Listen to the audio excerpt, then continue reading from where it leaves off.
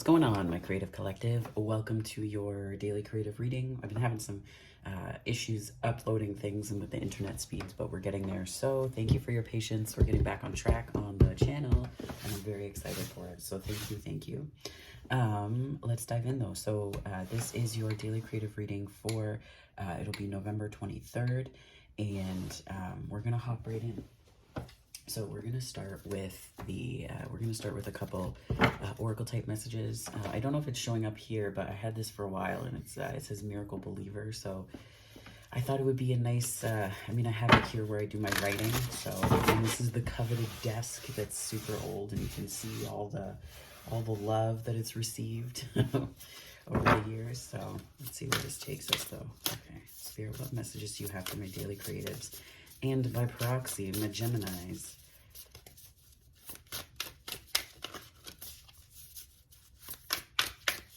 So check the description below for the link to where Gemini's reading starts as well towards the end of this.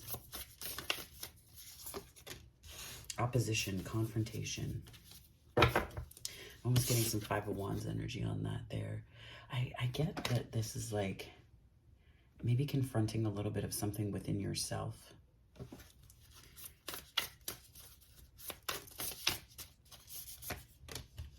And South Node and past. One more.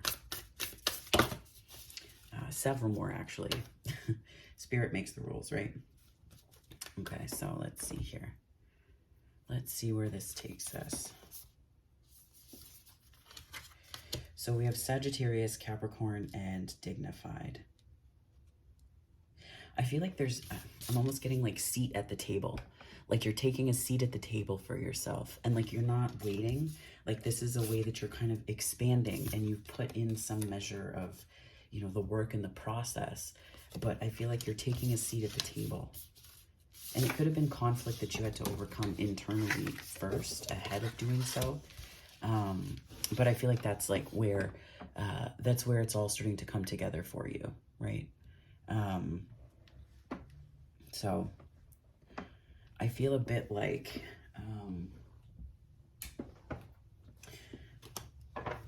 yeah, it could have been that you felt conflicted about, taking the seat at that table, or you felt conflicted about whether or not you belonged. Yeah, Knight. It's almost like Knights of the Round Table is what I'm getting. Knight. Like there's something here about you following your passion and it leading, it expanding for you, through you. That's sort of the call to adventure, right? Going through and accomplishing something and taking your task up, taking up the mantle, the chalice. King of Pentacles, the Judgment card.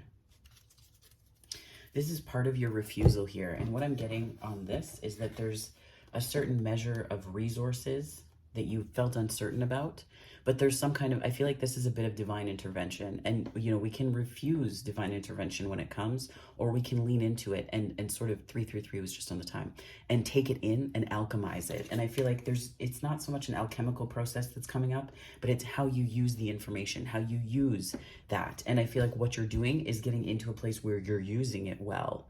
You're using it well. You're stepping into that.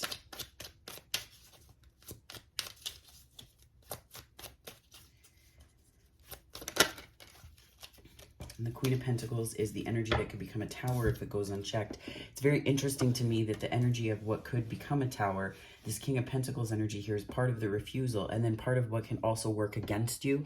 I think it's like a little bit, I'm getting like not overconfidence, but looking at your resources and feeling like that's all that's there. Like there's not this divine element, right? That's part of the refusal, where it's not refusing your path necessarily as part of this hero's journey, but I feel a bit like you're refusing, and it's not seeing, it's like looking at what's in front of you in terms of resources that you have and saying, that's all that I've got. That's it. That's all that's there. Yeah. And it's like, there's some kind of, it's like, that's where you're prioritizing logic over anything else. And I think it's okay to release the ideas that you have about it. Ain't that the truth? Whoops. So it came out as the Ace of Swords, the Three of Wands, and the Emperor. And I feel, so this here is coming across to me a little bit like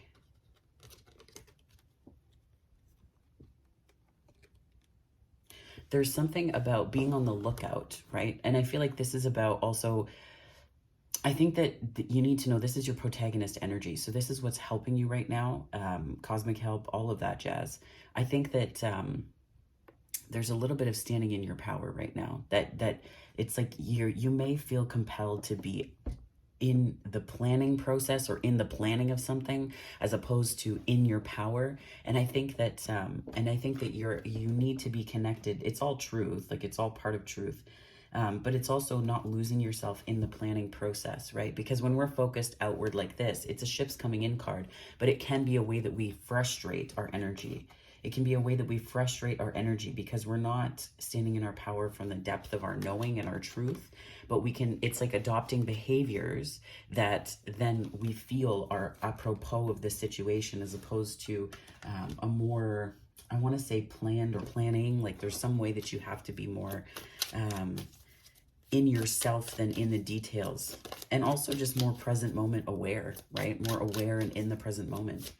What's the antagonist energy here, Spirit? The Empress and the Page of Swords. Looking outside of yourself for that Empress energy, right? Looking outside of yourself for information about where you are or where you're supposed to be. Because I feel like the Empress and Emperor, we do have counterpart energy here, but it's almost like these two parts working against yourself. Like it's like you're working against yourself perhaps. And the Page of Swords is also internet stalking. So somebody could be watching and you could feel that. Like you could feel like people's eyes are on you. So it really frustrates your own energy in how you create in the world because you're a little bit nervous or worried about screwing something up or making mistakes. But you really can't. And I almost feel like, it's like that's where you get focused on like the planning process and what you're putting into that, when realistically what the focus is or where it needs to be is on your truth, because there's so much power that you do have, right? There's so much power that you do have. So yeah.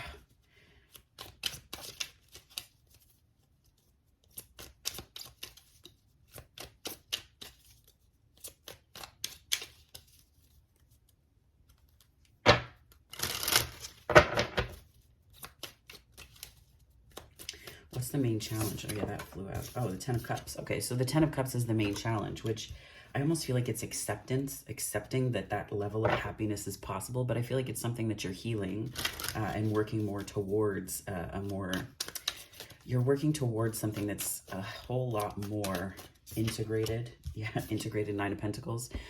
Not just for confidence's sake.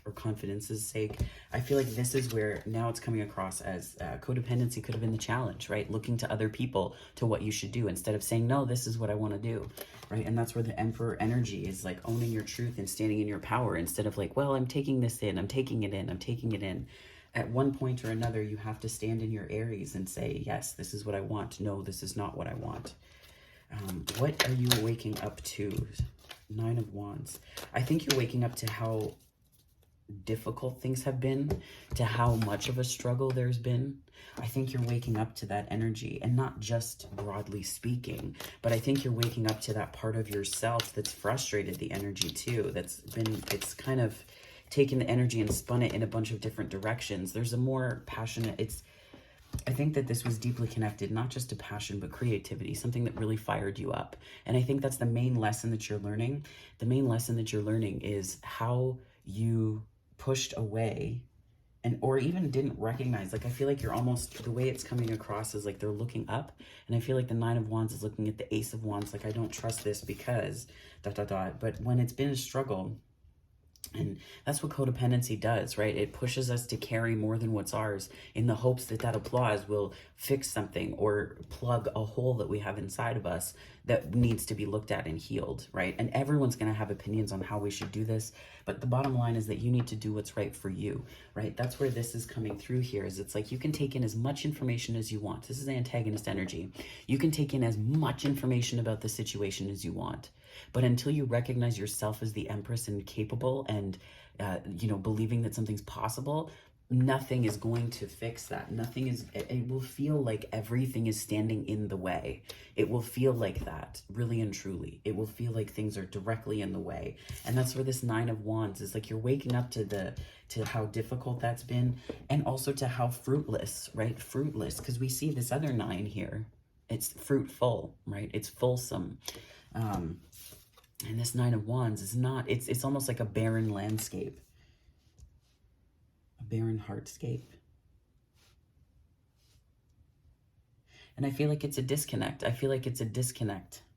There's been a disconnect somewhere along the lines between what means the most to you and what's important to you and what helps you stand in your confident place.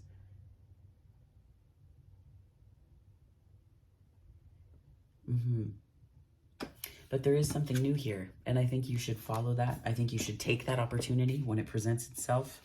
But I think it's also knowing the opportunity. I think it's also understanding the opportunity at hand.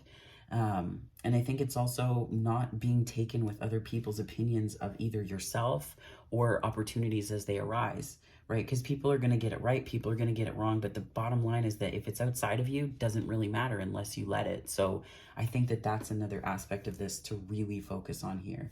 I'm going to pull one more.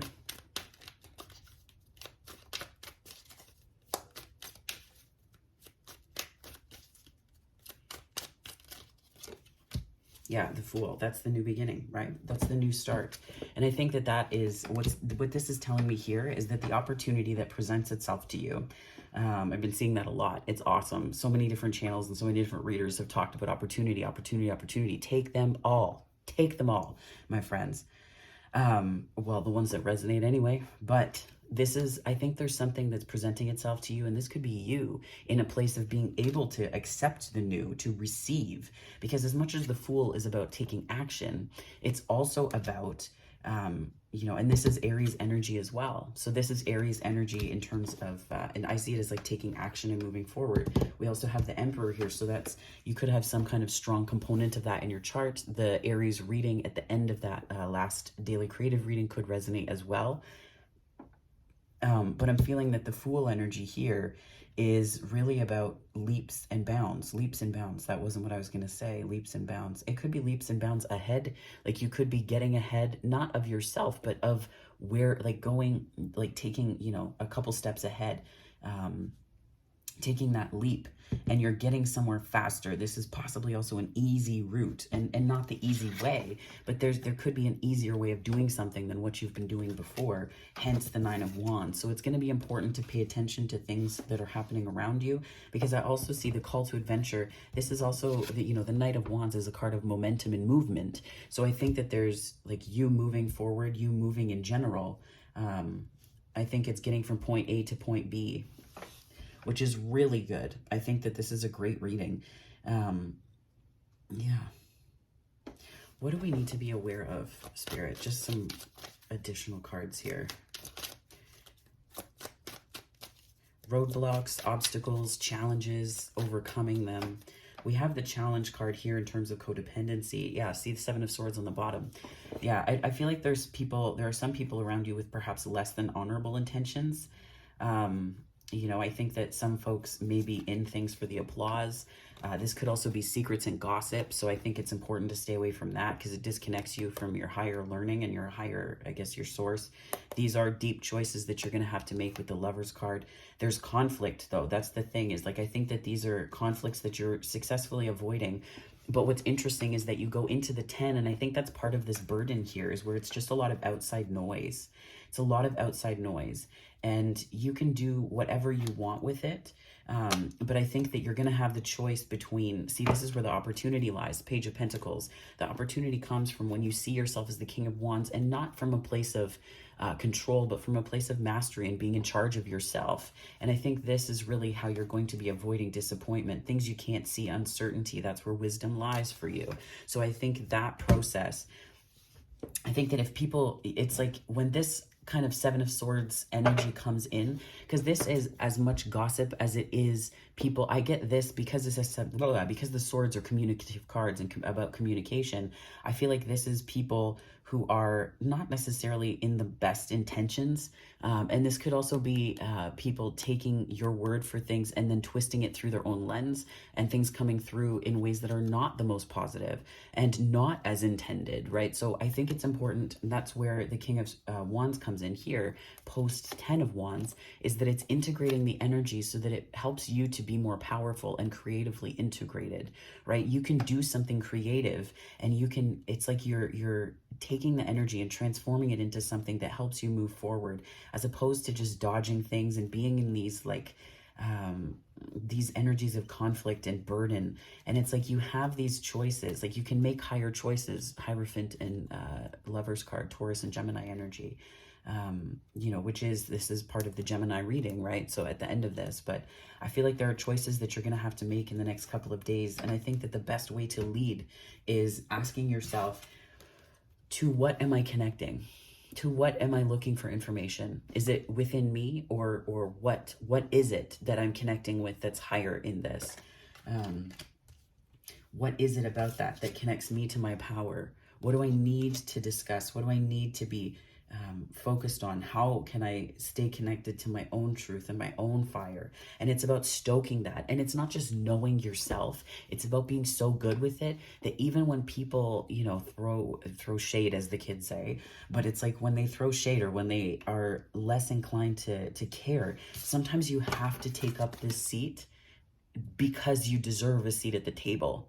And I think that's really important, because it doesn't matter, you know, and that's where this past, like it could be, you know, something about your South Node in terms of past life and where you've come from, that it's like you need to connect to less of what makes you comfortable. And I think maybe taking up that seat, dignified and strength, this is some Leo energy, but also fire energy, right? Especially with Sagittarius here. I think that the way that you're going to expand and achieve in this next phase that you're moving into post-eclipse season is by taking up seats at tables and not looking for permission, not looking to everybody else for what matters to you, for what works for you. And I think that that is going to be the most important, because sometimes people take great pleasure in this energy, right? Sometimes people really enjoy it, and that's their decision, right? That's their choice completely. And I think that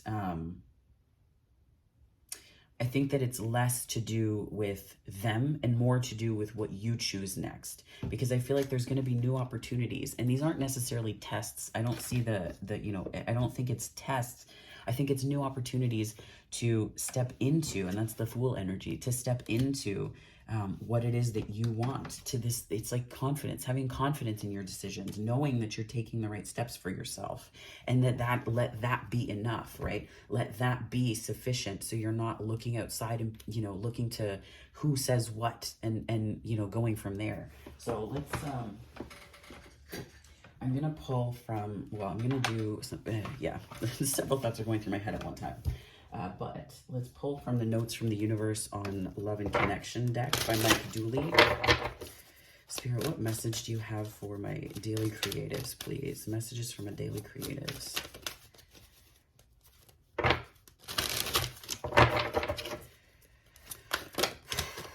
Your treasure is at hand.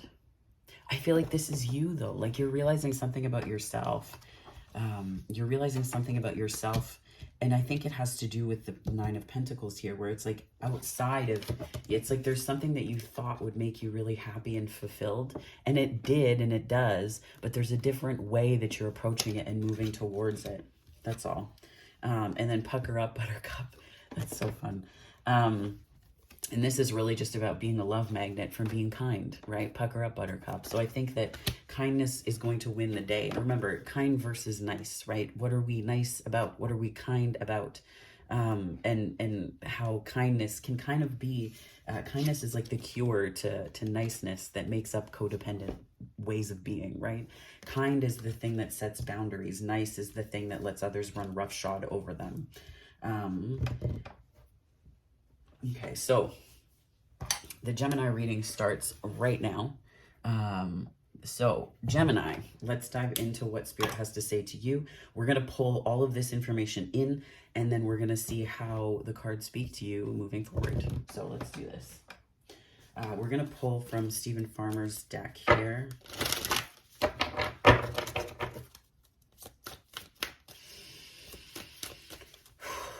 Spirit, what messages do you have for Gemini? New beginnings. See, can't make that up. Can't make this shit up. The Fool is right here. And then we also have dance and celebration. So I think that there's like a new start, or maybe not even, it could just be like a new perspective, you know, the dawn of a new day for you in terms of, and it's something to celebrate. Like there's something that you need to honor about what's happening and unfolding right now in terms of your energy and how you have moved forward through it, with it, alongside it.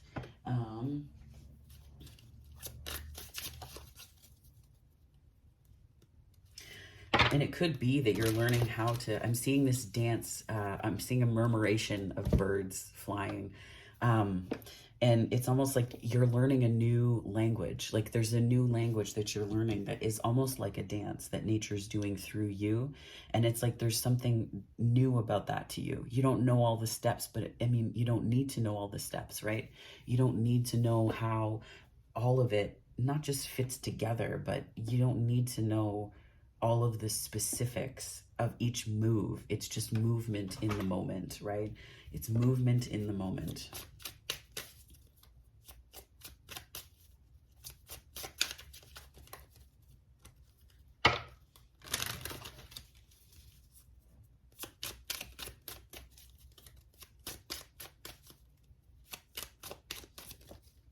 Okay, so we have creativity. This is an Empress energy to me, big time. So Gemini, I feel like this is, I love how these energies sort of repeat and where they repeat. What's really interesting to me is that this came up as the antagonist for the collective, but now it's applying to you, where I feel like this Empress energy was where you were looking outside of everybody, looking outside of yourself for information from everybody, and you're like in this perpetual learner place, but it's time to step into this Empress place.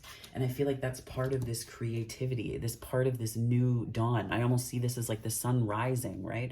The sun rising. It is a moon rise, but the thing is, it's almost like you are the light, you are the sun. You could be the sun to someone, you could be someone's light in that way.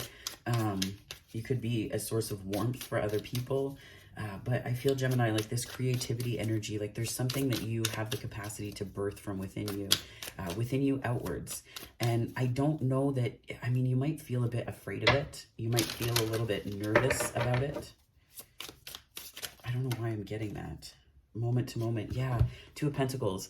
It's like it's like you're walking this, what feels like a very precarious rope. Like I'm seeing a tightrope and like this balance, like you have to maintain this balance.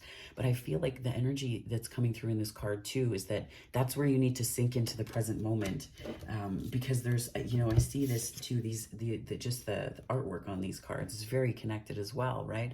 It's like this sea of creativity, this sea of creative possibility that you're operating from now. Yeah, and there's your card. I feel like that's where you're kind of standing in your power right now, is not, that's where this dance, thank you, Spirit. I just saw the murmuration of birds again, right? Where it's like they all have this way of communicating, and it's called morphic resonance. But they have this way of communicating with one another, and it's invisible the way that they do it, but it looks so flawless and perfect, but it's a moment-to-moment thing. Like, do the birds have a conscious awareness of, and do they even have the capacity to worry like we would about whether we're going to get the step right or where we are? And I think this is about choosing to stand in your power, right? This is about choosing to stand in your power, and that's part of your creative capacity here right now, Gemini, especially with what you're moving through. You know, this new opportunity that presents itself. Spirit, can you tell me a little bit more about this new opportunity for Gemini? New opportunity for Gemini. New vision.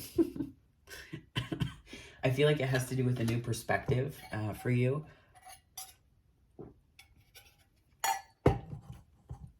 New perspective, but I also feel like this is I think this is where you're starting to see something differently for yourself and for your life. Yeah, stress. There's the tension. I could feel the tension.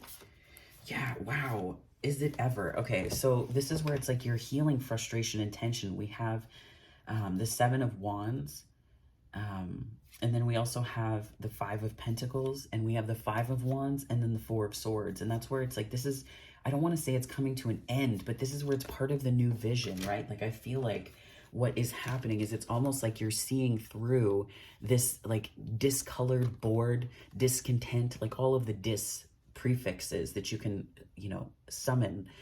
It's like it's coming through in this, it's like this new vision that you have, not just for yourself, but for something that you're doing. Because I see the pentacles here in this balance, like this moment to moment. I think you're maybe, and with the Empress, it's like, maybe you have like a creative baby, as it were, that you've been working on. But I feel like these are all stories. These are all stories. They are not sword centric, but I feel like the swords here and the Four of Swords, I feel like you're healing stories that you've told about, you know, what's possible. Where I almost see the way this card is represented is it's like you get one step ahead and then something so simple and small or silly or trivial trips you up. You know, you see the monkey popping the balloon there, where it's like you would get caught up in something and you'd be, you know, balancing everything and trying to do all the things at one time. But it wasn't really, it was for naught, because there wasn't, like, there's another way to do it. You know, it's like, it's a different kind of balancing, right? It's balancing in the stress. And the outsider here is like, you belong. And I think that you're healing stories that you of not belonging. You're healing stories of being on the outside looking in. And the Five of Wands is this conflict. Again, a lot of circus, like a lot of just like circus nonsense.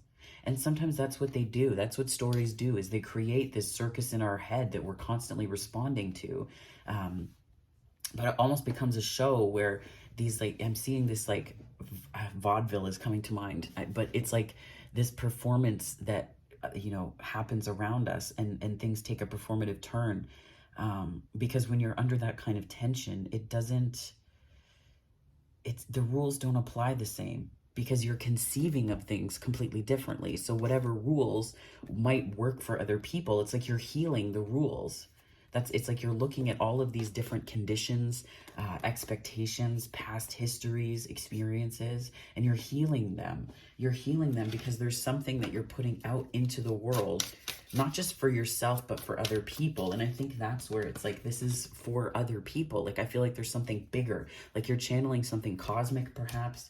You could be channeling inner voice was on the bottom. Yeah, like it's like going with the flow, rebirth, consciousness. Yeah, tell me that this is not, like, this is, I feel like I could be talking to someone who does channeling or who does tarot or some kind of spiritual or esoteric pursuit. But so inner voice, and then we also have going with the flow, and we have rebirth. And this is where, you know, and then consciousness. And that's where it's like you're connecting to something bigger.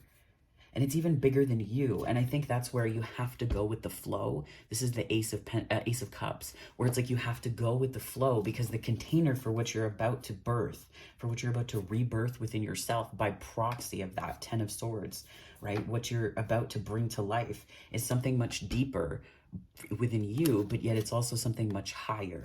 So I think that you're taking these energies and bringing them together. But again, the container needed to be cleared, right? Like I wouldn't want, you know, I'd often take my lunches to work instead of buying out. So it's like, I don't want to take a container for my food that's been dirty or messy or anything like that. So I feel, Gemini, like there's something that you're giving birth to here. And it could be no thingness. It's like a clean slate, I heard. Clean slate. I feel like it's going to take a lot out of you, and out of you just meaning like it's going to take a lot of things it's going to take a lot of things out of you, literally. Like it's like purging things. It's purging things so that you can reach for that something else. So you can reach for that something more. But those things had to come out, right? Like these, like, because it almost feels like there was a belief that like every time I try to do something or start something, something happens to it, right? Like it's like, oh, that'll never work. Or you would be like, well, I don't belong anyway, so what's the point? Or it's all going to lead to conflict in the end. And while some people might make it look beautiful, what's the point? And then you get to this bleak place of just like all the color being bleached from the world around you. And you start to say to yourself, well, if there's no point, then where, like it's almost like this is coming across as like, when your beliefs kind of collide, or, you know, experiences that you've had, they collide into this place where you believe yourself to be so wholly unworthy or incompetent or incapable, that then you do need substantive healing. And substantive can be a nap.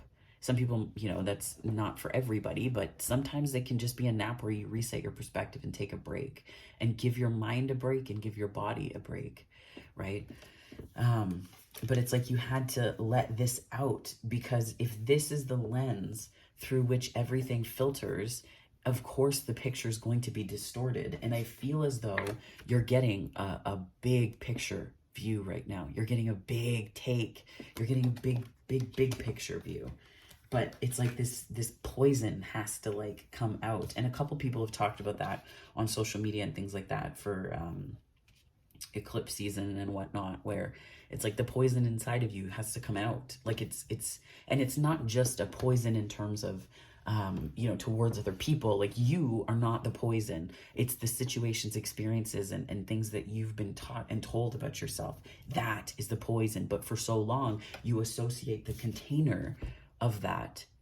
You associate the container, the cup, with the poison, that it's so easy to turn away from washing that out, from clearing it out.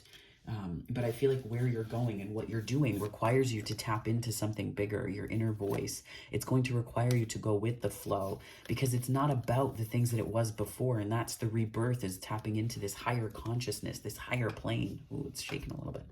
It's tapping into this higher consciousness and this higher plane where it's starting to make sense. You might have said a lot, like, make it make sense. I know that was like, I didn't quite say it as much during eclipse season because I just did things and you know, I was going through a lot with moving and things like that. But this new vision, I feel like I don't know if it's almost like this internal rebirth. Like, it's something that you planted a long time ago. Something you planted a long time ago could be coming to the fore or coming true. Like, it could be something that you dreamt of, you know, with this Empress energy, the seed you planted a long time ago that's coming to the fore. And believing, like, if you look too far outside yourself for information, how easy is it to forget that you're the Empress? How easy is it to forget that, right? And that can be our downfall at times, because we're always looking outside of ourselves, right? So to that effect, I'm going to pull, to close out this reading, Gemini, a card from from Gabrielle Bernstein's deck here. Whoa. And if you've been watching, I might go back to daily creative readings, but keep them shorter, and then going into sign-based readings, but make them a bit longer. So, yeah. Spirit, what messages do you have for my daily creatives, please? And Gemini. Well, Gemini as part of that. Appreciation dissolves all blocks to the presence of my super attractor power. So I feel a bit, what I'm getting here is that maybe there was something that you had to appreciate about yourself. Maybe you were not appreciating your gifts and your skills. So of course, maybe they wouldn't feel safe coming out.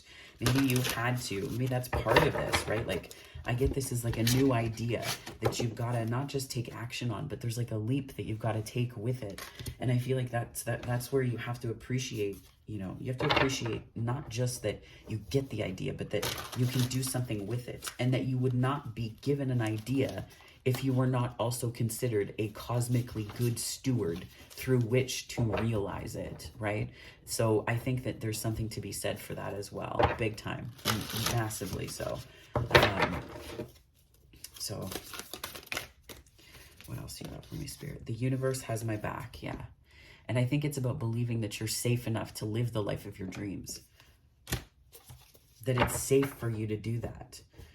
You know, and that it's not just about, oh, I have this neat idea and I'm going to act on it. It's like, do you believe that the person that you will become after the realization of that idea? Do you believe that the person that you will become through the bringing of the thing into the world? Do you believe that the person that you will become through the birthing process, through the midwifing process, be it through others and yourself, and how you relate to that? Do you believe the person that you will become is protected, is safe? What is it that needs to change? Do you believe that that person is you and that it's possible? And that's where this expansion, right? Sagittarian energy, expanding. It's expanding on a personal philosophy that there's a seat open at a table, and it's only open because it's yours to take, but you've got to take it. You've got to like rise up and take it, right? And that's where it could be. You could feel like there's opposition. You could feel like there's conflict. But I think that the big thing to remember is that there's conflict, but if it's there, it's within you.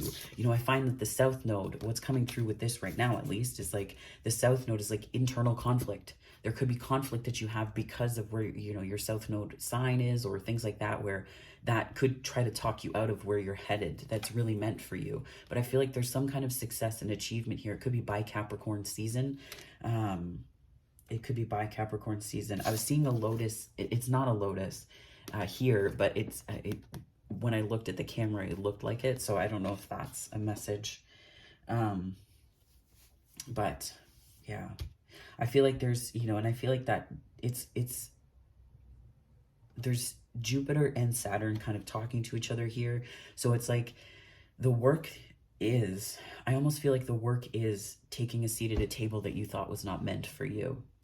And sitting at the table, not asking for permission or looking to other people's reactions for whether you're meant to be there, right? And the Sagittarian Jupiter energy, I think, is about expanding into the understanding that you don't need anyone's approval, right? If you're hired to do something and you show up at a meeting one day and sit at a table, at that table, right? You sit at a chair at that table. No one's going to ask you if you're meant to be there, because it's assumed that you're meant to be there because that's your job. Right? So what is it that we talk ourselves out of, and how do we work with that? How do we talk ourselves out of all of the good? Because we say to ourselves, that's not a seat that I'm supposed to sit at. That's not a table I'm supposed to be at. We talk ourselves out of this. So Gemini, I think the message here is not to talk yourself out of the good, and understanding that the universe has your back right now. You know, and I was thinking about this relative to, you know, an opportunity that kind of raced across through my email this morning. And I realized that it's not, I misread what it was. So, but nonetheless, what went through my head immediately was, well, if I do that, I'm not doing it just to try. I'm doing it to get it. I'm doing it to get that thing. So it was like, it's that sort of subtle difference where you're like, oh, I'll give it a try. But if you're giving it a try, you're also kind of engaging in a contract with the universe. So what do you believe about the thing that you're trying to do, right? It's a very passive approach to something that you want. So it's like seeing a seat at that table and saying, well, maybe, I don't know, but it's safer not to assert my energy and say, yes, I want that thing and I'm going to go for it. I think about the Colorado Avalanche. Joe Sakic is the manager, and he was talking about one of their conference wins. So they won the conference title. There's Western and Eastern Conference, and you know, they won their conference final. And, you know, they said, well, what was the goal here? You know, and Joe Sakic said, it's not to win the conference title, it's to win the Stanley Cup, which is like the big trophy for the whole series. And that's sort of the idea. Like, are you playing to win, or are you playing for what you feel like that information that you gather about how people regard you along the way? Is that something, like, what are you doing the thing for? And not to say, like, it's not a win at all costs kind of thing, but it's like, when we engage in something, what's the outcome that you're looking for, right? When you reach out for an opportunity and you see one and you want to grab it, right? What are you taking that opportunity for? What are you doing that thing for? What are you engaging in that energy for? Exactly. Like, are you doing it, like, because if you do it without ever believing that you can achieve it or acquire it or do it or get it, what you're doing is setting yourself up to fail, because you're not doing the thing with a belief or under the auspices of actually accomplishing it. And that's, you know, some people might have issues with that, but I think my whole thing is, you have to take up the seat at the table. That's you. You have to take the seat. There's one available for you. It's not always going to be easy, and I get that, especially, you know, as a queer, trans, non-binary person who is neurodivergent and has a learning disability and who also has CPTSD. Like, I get it. I understand that sometimes I look around and, you know, now, you know, I know, my ears ringing. I know what it means to be the only, to walk into a room and to be the only one of me there, and to say, well, you know, that seat doesn't feel comfortable. There's no one else like me at this table. Take it up anyway. Take up the space anyway. Because when you show up and you're there, don't look to other people to tell you what you can and cannot have. And that's also how this can show up in an antagonist energy. You have so much with this Empress energy, right? But it throws you right into a page to believe otherwise about yourself. So Gemini, it's not just about don't take shit from anybody, because it's not about people dishing it out. It's about what you've kept of what's been dished out before that is well past its expiration date, that needs to be released. And maybe you did that during eclipse season, but it's just a reminder. There's a seat. Take the seat at your take up the seat at the table. That's really loud. That's probably what I'm going to name this entire reading. Take the seat at the table. Spirit doesn't open these things up for reasons that relate to your smallness. It opens up seats at tables because it believes that you are capable of sitting at them. Know which ones are for you. But that's also first and foremost part of the equation where you have to believe yourself worthy of them in the first place. 40/40 was just on the time. So I feel like Spirit's asking you, what are you going to believe?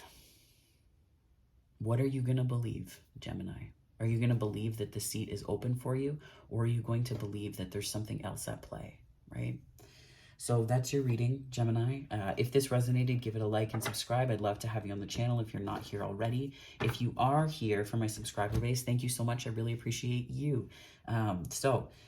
We're going to hop into the next reading. But as always, wherever this finds you on the time-space continuum, morning, afternoon, or night, I hope it finds you very, very well, my friends. Take care.